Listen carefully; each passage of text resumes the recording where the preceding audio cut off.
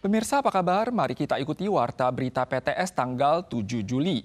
Taifun Danas memasuki Taiwan kemarin larut malam lewat Kecamatan Putai Chiayi. Walau telah melemah menjadi taifun skala ringan dan meninggalkan Taiwan pada pagi hari, Taifun Danas tetap menimbulkan kerusakan parah pada wilayah Yunlin, Chiayi, dan Tainan. Sebuah tangga aluminium di Chiayi tertiup hingga tersangkut di atas pohon. Sementara gapura kuil di kota Tainan juga tumbang akibat terpaan angin kencang dan hujan deras.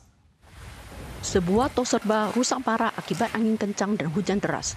Kerucut lalu lintas yang tumbang tertiup angin hingga pindah arah. Lembaran seng yang koyak ditiup angin dan berguling di atas jalan, marka dilarang parkir juga tumbang ditiup angin. Taifun Danas masuk lewat Kecamatan Putai, Chiayi pada 6 Juli sekitar pukul 11 malam, menjadikannya taifun pertama yang masuk lewat Chiayi dalam 120 tahun. Di Chiayi tercatat hembusan angin level 14 hingga 16, sedangkan kekuatan angin destruktif berkala di desa Kouhu, Yunlin mencapai level 17.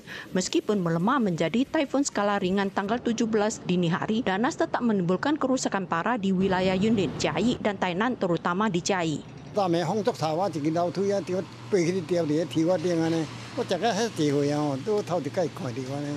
Bencana di Tainan juga cukup parah. Gapura setinggi 14 meter yang dibangun dengan 12 batang kayu hinoki di kuil Tai Tian Fu Nan Kun Sen tumbang diterjang taifun. Banjir setinggi betis juga menutupi alun-alun karena tidak sempat mengalir ke selokan. Bencana terus terjadi di wilayah pesisir Tainan. Kontainer di distrik Chiku roboh ditiup angin, pom bensin porak-poranda, dan peralatan isi bensin rusak total. Di Kelurahan Chongliao, banyak atap rumah terbang ditiup angin. Hujan masuk ke dalam rumah dari lubang atap. Meskipun taifun sudah melemah, sirkulasi periferal taifun masih membawa curah hujan di wilayah tengah dan selatan Taiwan. Intensitas hujan diperkirakan akan mereda pada sore hari. Namun, area pegunungan tetap harus mewaspadai hujan deras sporadis. Angin kencang berkala disertai ombak panjang masih timbul di pesisir pantai.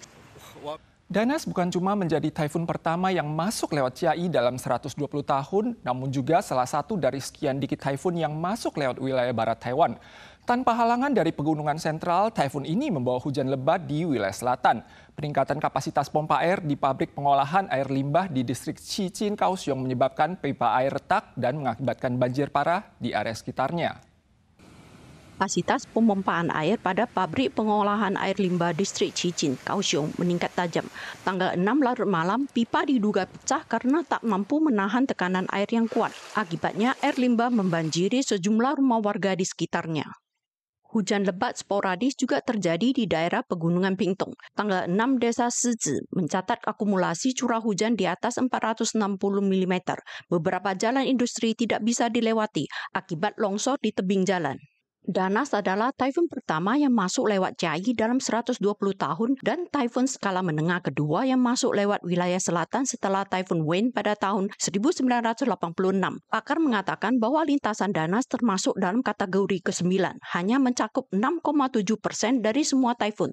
以过去所有侵袭台风来讲的话，大概只有16个台风走这样的路径，所以算是真的是比较少。 Meskipun saat mendarat, struktur Danas dihancurkan oleh pegunungan sentral Taiwan dan inti taifun bertahap menjauhi Taiwan. Dampak lingkaran luar masih membawa hujan lebat berkala dalam waktu singkat di berbagai daerah. Masyarakat diimbau untuk tetap waspada. Danas telah beralih menjadi taifun skala ringan dan bergerak menuju laut lewat perbatasan Taoyuan dan Hsinchu pada pagi hari. Kemarin malam, kota Taipei, New Taipei, Keelung, dan Taoyuan mengumumkan bahwa aktivitas kantor dan sekolah akan berjalan normal pada hari Senin. Namun sehubungan dengan kondisi satu kota dua sistem di kota Taoyuan, hanya ada 4 distrik yang memenuhi syarat liburan sehingga memicu perdebatan di kalangan masyarakat. Taifun Danas setelah keluar, namun liburan kantor dan sekolah di kota Taoyuan malah muncul kasus satu kota dua sistem.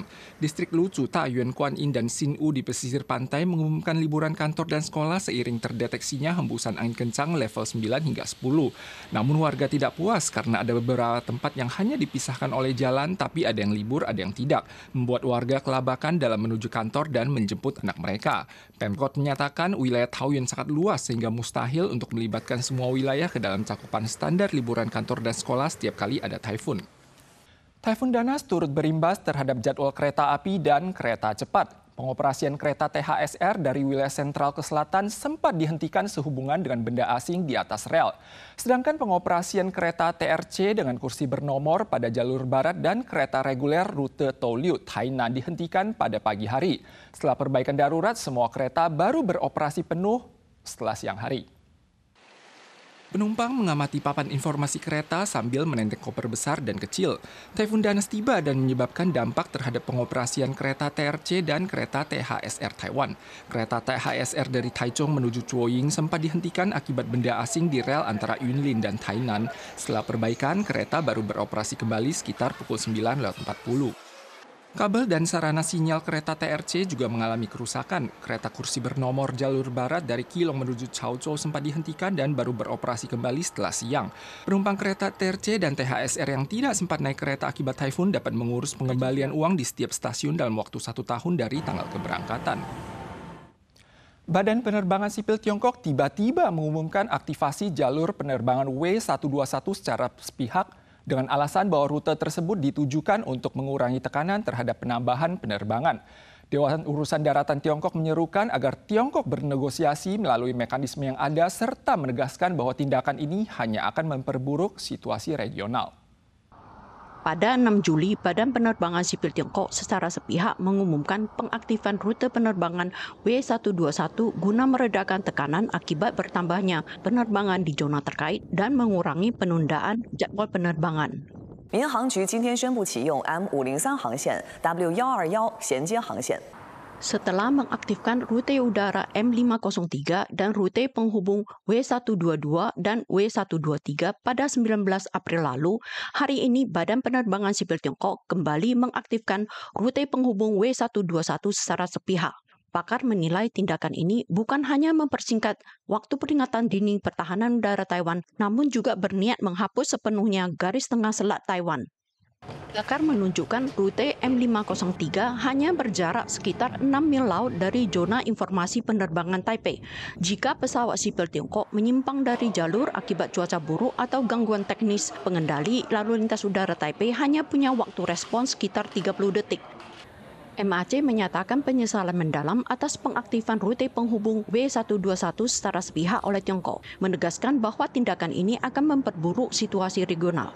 Selain mendesak Tiongkok secepatnya melakukan komunikasi sesuai konsensus 2015, CAA juga akan memantau dengan ketat kondisi penerbangan terkait. Pemirsa sekalian, sekian Warta Berita dari PTS. Kita sual lagi di lain kesempatan. Sampai jumpa.